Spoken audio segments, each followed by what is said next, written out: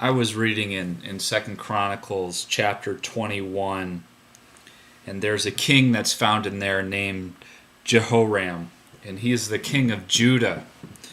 And as soon as he becomes king, he's 32 years old, so the first thing he does is he kills all of his brothers. He puts all of his brothers to the sword, and that's supposed to ensure his kingdom as far as he's concerned, so that there won't be any uprisings. But later, Elijah hears about this, and there's a letter that comes to Jehoram from Elijah the prophet, and this is what it says. This is what the Lord, the God of your father David says.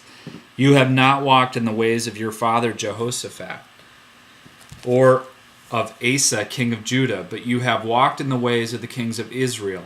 You have led Judah and the people of Jerusalem to prostitute themselves, just as the house of Ahab did. You have also murdered your own brothers, members of your father's house, men who were better than you. So now the Lord is about to strike your people, your sons, your wives, and everything that is yours, with a heavy blow. You yourself will be very ill with a lingering disease of the bowels, until the disease causes your bowels to come out. Disgusting, huh?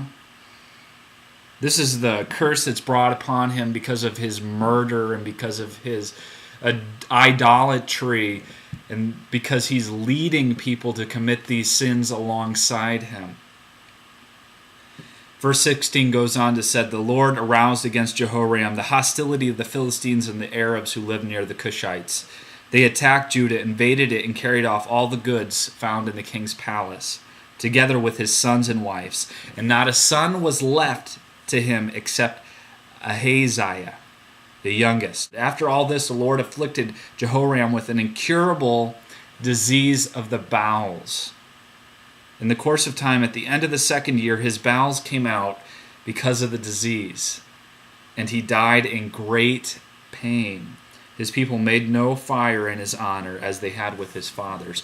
And Jehoram was 32 years old when he became king, and he reigned in Jerusalem 8 years. Here's what really gets me, though. It's this section of the verse right here. It says, he passed away to no one's regret. No one cared that he died. And he was buried in the city of David, but not in the tombs of the kings. And the verse before that, it says there was no fire in his honor as his fathers had when he passed. And then it goes on to say, no one regretted his passing. And this began a thought process within me, thinking, what would other people write on my tombstone when I die? Not what I would write on my own, but what would someone else write of me? Hopefully it's not this saying, he passed away to no one's regret.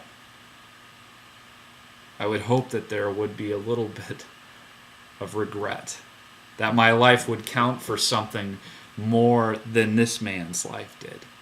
No one regretted his death. So the question to you today is, what would someone else write on your tombstone?